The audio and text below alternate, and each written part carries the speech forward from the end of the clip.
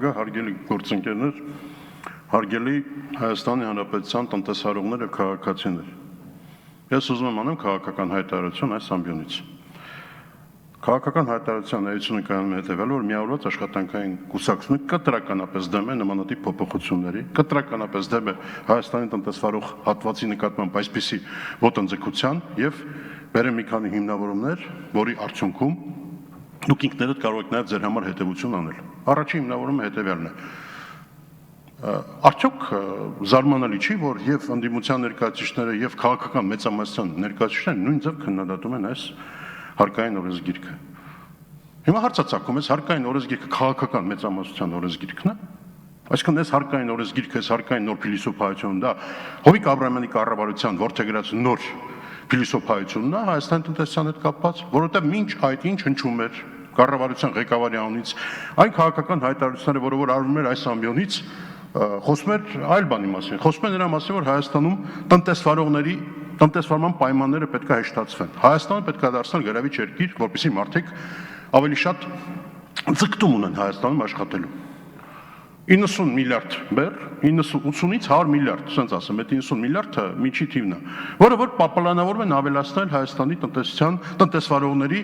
վրա որպես հարկային բեռ։ Այդ միայն տնտեսվարողների վրա չէ, թող չզբաղվեն, ասենք,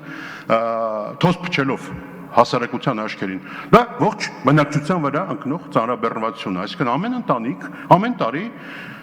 իր համեստ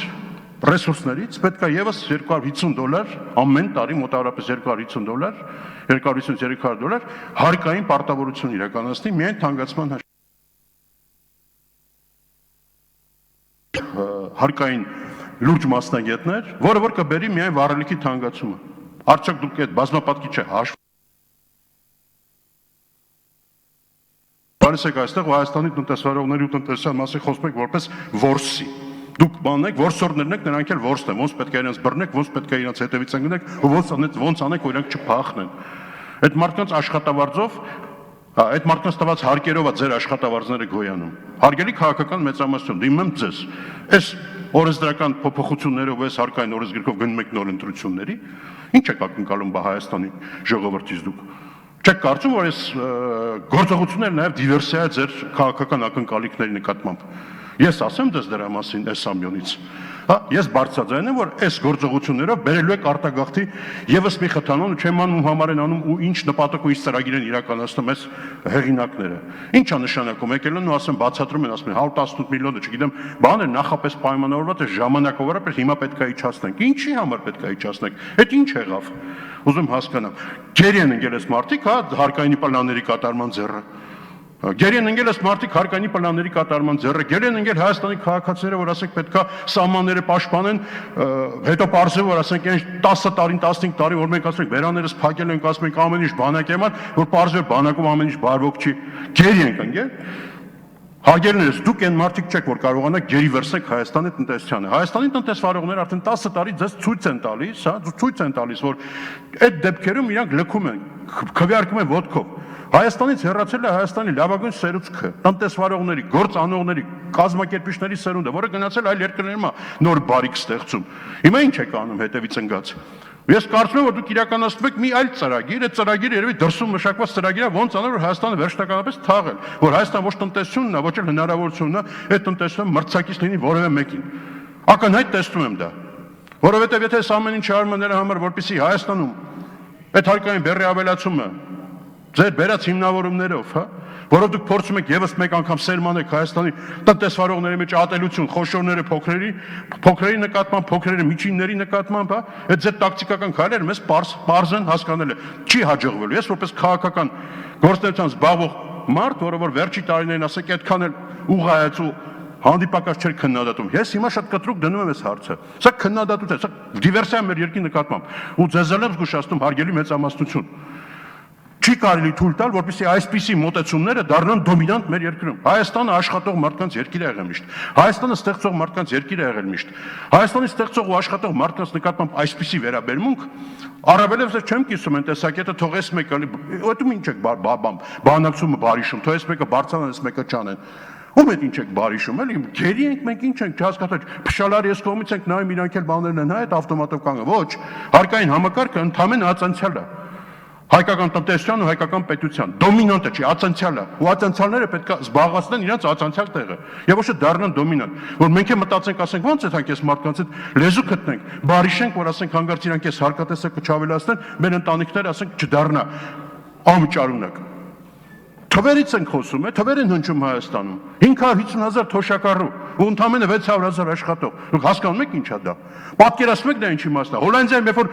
3 աշխատողին 1 թոշակառու է անգնում այդ բանը, հա, հարաբերակցությունը, սա ազգով 1 բանը տագնապ են հայտարարում, ասում են, չի չա կատարում, մեր մոտ արդեն մեկը մեկին է ասել, մի աշխատողը պահում է մի թոշակառուի, մի աշխատողը պահում է բանակի, մի աշխատողը իր տված հարկերով պահում է բաներին այդ նպաստները աղքատության, մի աշխատողի տված հարկերով պահում է իր պետականս ողջ ապարատը, այսօր են գնացի ասել։ Փոխանակ մենք կարողանանք ամեն ինչ անել, օգնել մարդկանց, որ ասել մի լքեք Հայաստանը, մեծացեք աշխատատեղերը, հնարավորություն ստեղծեք, մենք ձեզ կտանք արտոնություններ, արեք այդ գործերը։ Չէ, անպայման պետք է բերել Հայաստանի քաղաքացիների վրա, դնել մամլիչը, սխմել տնալ տակ ինչ կմնա։ Կարկանում եմ, համարում են դիվերսիա։ Այս Պենց ասեմ, իմ մտքերը ես պատրաստում ասեմ շարադրել ասեմ նաև առանձնացուցիչ ժամանակ հանրապետության նախագահին։ Ու ապացուցել, որ սա դիվերսիա Հայաստանի հանրապետության նկատմամբ։ Ու մարդիկ որ նստած, այս ամբիոնից գալի պատմում են մեզ թե ոնց են ասենք իրանք ասենք առաջ մի 24 ժամանոց ռեժիմով փաստաթղթերի ուղղման համակարգը, հետո տեղափոխեցին մի ժամանց, հետո տեղափոխվեն 10 րոպեանոց ռեժիմի, հա։ Բարձրում ոնց որ ասենք այդ մարդիկ գործ ունեն բաներ, այդ հանցագործների համակարգը, այդ Հայաստանի տնտեսությունը հանցագործների համակարգը, իրանք էլ բաներն են, վերակացություններն են, որ պետք է այդ հանցագործներին չթողան հանգարտ իշոր բան անեն։ Ես ազգային ժողովի դալիճում նստած ամոթ եմ, ապրում ասենք դրա համար, որ այսպեսի բաներ անջում էր։ Այս ամբիոնից ամաչում եմ դրա համար։ Մեր այն մարդկանց համար, ովքեր որ աշխատում են ամեն օր, ովքեր որ ստեղծում ու հարկեր են վճարում, այ դրանց համար եմ ամուչում։ Ժամանակն է, որպեսզի քաղաքական մեծամասնությունը, ինչպես նաև ընդդիմությունը, այս հարցում արդեն իր վճռական խոսք ասի, որտեղ եթե այդ վճռական խոսքը չասեք, վաղը չեմ ուսուցել, սա հետևանքների առաջ են կանգնելու, աղետալի հետևանքների, որտեղ եթե Հայաստանի աշխատող համակարգից, ստեղծող համակարգից եւս հանգարց Հայաստանը լցեց 100-150,000 մարդ, մեր ողնաշարը վերջնականապես կկոտրվի։ Մենք չենք ունենա մարդիկ, ովքեր որ բան են ստեղծում, նոր բան են ստեղծում։ Մենք չենք ունենա մարդիկ, ովքեր կարողանում են Քրտինքը աշխատանքի շնորհիվ վերածել փողի, հավելել արժեքի։ Մենք չենք ունենա մարդիկ, որոնք որ կարողանում են կազմակերպել հայկական արտադրանքի իրացումը դրսում։ Մենք փոխանակ մտածեք այդ մասին, թե ասենք Հայաստանի տնտեսվարողներին ինչ հեռանկարներ ցույց տակ, մտնենք Եվրասիական տնտեսական միության մեջ, ցույց տակ հեռանկարներ, ասեք մենք խրախուսում ենք, որպեսզի SSS բլոկներում դուք ավելի արդյունավետ աշխատեք, որպեսզի կարողանաք այս խորշերը զբաղացնեք տնտեսական, Եվրասիական տնտեսական միություն, օրինակի համար։ Օրինակի համար Դաղստանը 10 միլիոն զույգ կոշիկ է կարում տարեկան։ Դաղստանը, որ կյանքում կոշիկ կարելու հետ կապ չուներ, 10 միլիոն զույգ կոշիկ է կարում ու ապահովում է Ռուսաստանի Դաշնության կոշիկի պահանջարկի մի մասը։ Այդ ո՞նց եղավ։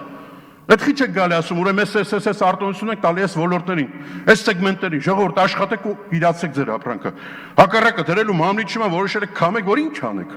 Ինչ է դառնալու սրա արդյունքը։ Թողենք գնանք սաղս, որ բարձրանենք ձեզանից։ Հա։ Չի ստացվելու, չեք հասնելու դուք այդ նպատակին, բոլոր գործիքներով պայքարելու եմ, որպեսզի այս փոփոխությունները չլինեն։ Սա Գուրգեն Արսենյանի եւ Միավորված աշխատանքային կուսակցության տեսակետներ։ Շնորհակալություն։ Շնորհակալություն, մենք լսեցինք Միավորված աշխատանքային